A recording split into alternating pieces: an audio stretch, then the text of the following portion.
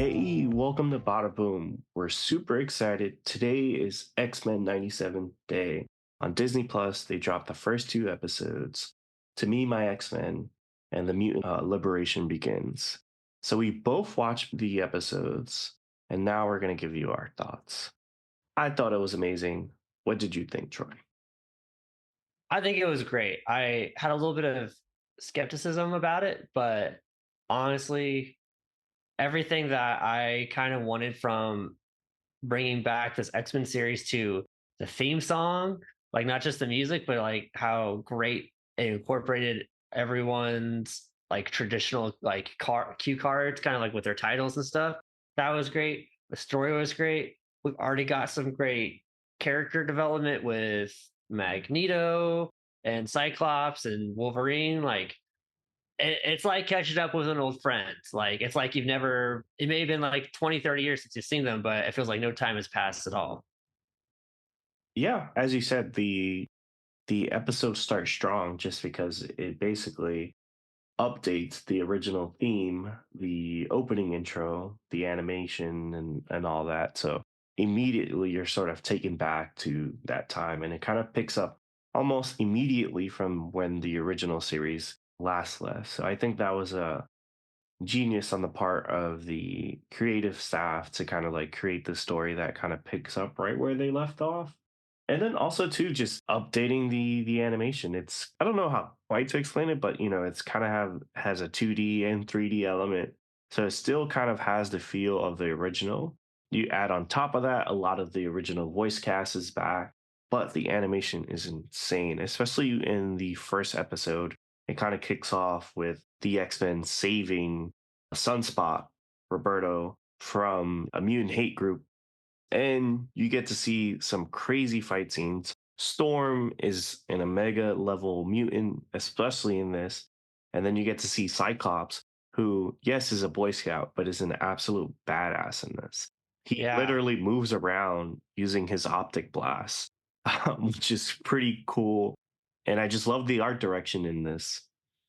Yeah. When Cyclops was using the optic glasses and such a unique way that I don't know if we've really seen before in the X-Men like animated series. But when I saw it, I was like, okay, this is definitely like another step up from what we've seen in the past, or we've had plenty of time to think about new ways to use the powers that these characters have been given. And it's going to be really cool to see how they incorporate it into this new season. Like when Magneto takes the judges from the UN like pretty much into the atmosphere. That's something I was like, oh, I would never have thought to see this as a kid. And now we get to see such cool effects with the animation and to explore a whole new level of powers with these characters and see really how they can take the story further, not just with the animation and like the powers that they have, but also the whole message that they have of mutants and humans can coexist together. Yeah, get into more of the details. The first episode, To Me, My X-Men, is more sort of the X-Men dealing with the aftermath of Charles's death. They're sort of picking up the pieces. Cyclops is now the leader. They're still on their mission of creating and saving mutants, despite, even though there's a lot more sympathy towards mutants, there's still a lot of hate. And there's still things going on, in particular, like, Sentinel technology still getting out there. And we find that, Oliver Trask is out there with the Mastermold, creating more of these mutant hunting side up. I wouldn't say cyborgs, robots, because Yeah. there isn't a human element. But it was cool to see that. What was crazy was like Friends of Humanity in it. Like, I found it funny. They had like literal like mega busters on them. I was Yeah. I was like, that's hilarious, but cool, I guess. So they're kind of on a much more even playing field when it comes to the X-Men, because in the original animated series, they just, would walk around with like pitchforks and, torches and stuff like that. So it was cool to see that and just see how and who was cool too, who, I was kind of confused as to why they're kind of like a part of this team, but like Bishop's use of their powers was awesome. And then again, I was just surprised at how badass Scott was. You know, he showed up Yeah. as the leader. He had some great one-liners when they're in the desert, you know, fighting sort of Trask in the master mode. You know, he kind of calls in Storm and he's like, give him the forecast. And Yeah. she comes down and she's absolutely like she's turning the sand to ice and absolutely Or glass. destroys, yeah, glass, and just absolutely destroys all the sentinels there. So there's just some like really great one-liners, and I think that first episode is really action-packed and does a great job of being like, hey, if you're concerned about the animation from the stills you saw earlier, forget about all that. And then Yeah. the second episode is much more, even though it still has a lot of action, because Magneto is involved in that episode. There's a lot more sort of character moments and some real setup as to what the rest of the season will look like. There's some really like big things that kind of set up stuff and you're like, I don't know where that's going, but that's kind of crazy. Like with Rogue and Magneto. And I knew something was gonna happen to Storm. I'm like, man, she is way too powerful. Like, how like what will they ever lose a fight if she's on it? And then at the end, towards the end of that episode, her powers are zapped away. And I was like, I knew that was too good to be true. Yeah. She was pretty overpowered, it felt like. But I was I thought she was like accurately powered, but still, you know, like when you yeah. have her coming through with Magneto and stuff like that, I'm like, there's no way you could pose a threat to this team. Yeah. I was actually pretty surprised on how well they incorporated Morph Yeah, into the episodes because, like, I always thought leading up to this, okay, he's a shapeshifter. He's gonna probably mostly do like undercover or impersonations or like distractions. That's gonna be his main ploy. But when he turned into Archangel and like rescues people and they're following, and then later on he's kind of trying to distract Wolverine and turns into Sabretooth, it's like, okay. And when he's doing the whole fighting scene and turns into Colossus, like I was like, this character has a lot more potential than I thought he did when it came to using his powers. And so it'll be really cool to see how they use him going forward. And I'm also really interested into like when we see the opening theme song, yeah, they kept a lot of things similar. But while Magneto has joined the X-Men, we still have a lot of his crew out there. And so it'll be interesting to see how those characters either go up against the X-Men or make new partnerships to maybe try and continue what Magneto was doing before.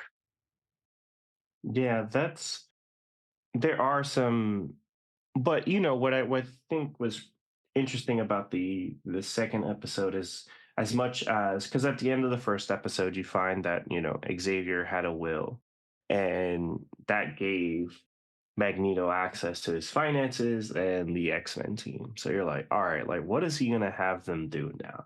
And then at the end of the second episode, where you know you think he's going to kill the UN council that has put him on trial, and the Friends of Humanity leader that had taken Storm's power, he shows restraint. And then after that, there was a moment earlier in the episode where him and Rogue have kind of like this intimate conversation.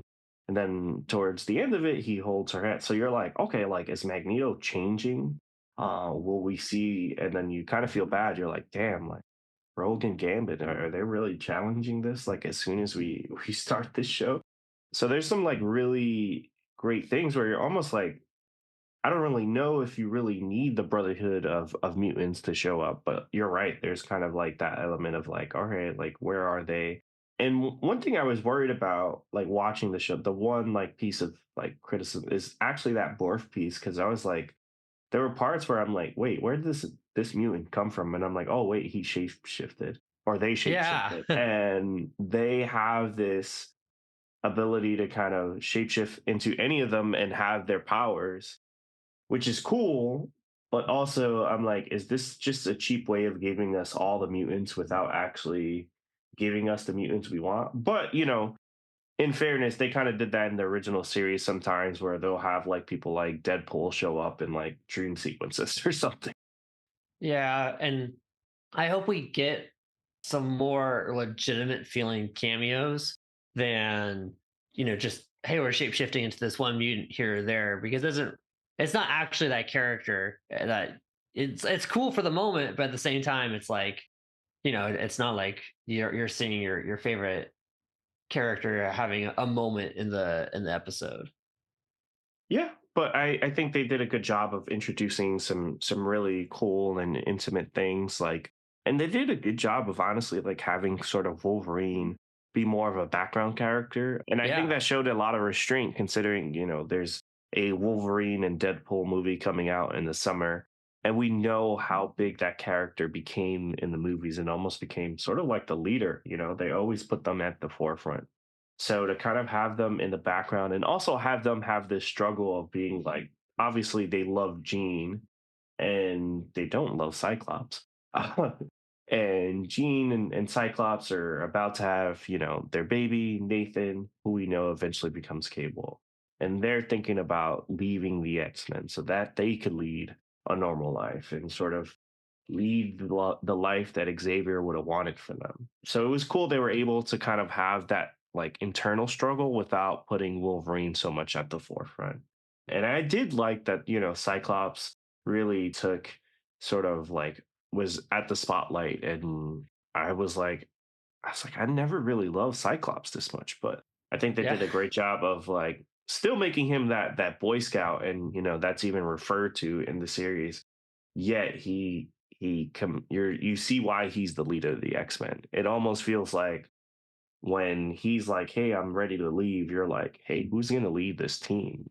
He's the one that's most committed to Xavier's dream, and he's kind of the one keeping everyone together and having them on this mission. So they do a great job. And also some of the characters that don't get so much screen time, Rogue and Gambit, they do a really good job of sort of using these key character moments to show like highlight like where their relationships at, being that they can be intimate with each other. Storm has some really cool moments with Jean, and then obviously Storm when her powers are zapped away, that's a really powerful moment, and she feels like she needs to leave the X-Men. Great character moments between both episodes, and it was really smart to do both because that first one was really action packed, and I think that second one definitely had more of the character development, and it makes you excited for what's to come.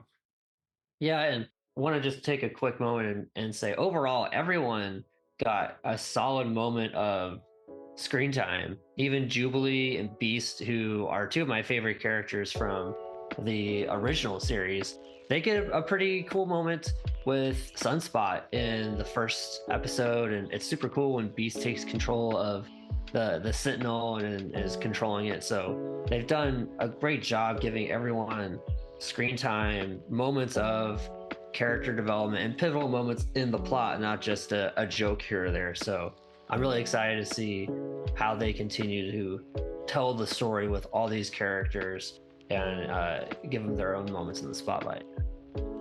Yeah, and for me, I think it's scary to see where some of the stuff is going because I really love Rogue and Gambit. So it is weird. I'm like, Magneto's old as fuck. So what is Yeah. this? And I understand that happens in the comics, but still, it's just weird. But it's exciting to see kind of like where those plot threads go. But also, it leaves it open enough where I'm not completely like, oh, I know where this is going or that is going. So I think this show is headed in the right direction in terms of like creating this intrigue for people that were waiting 30 years for that story to continue, but for also people to jump in and enjoy something that, yes, it's animation, but it has a level of depth to it.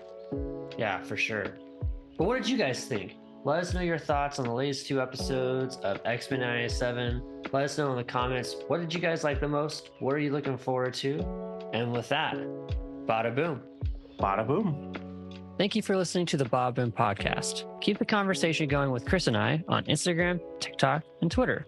You can find us on all these places at Bada Boom Podcast.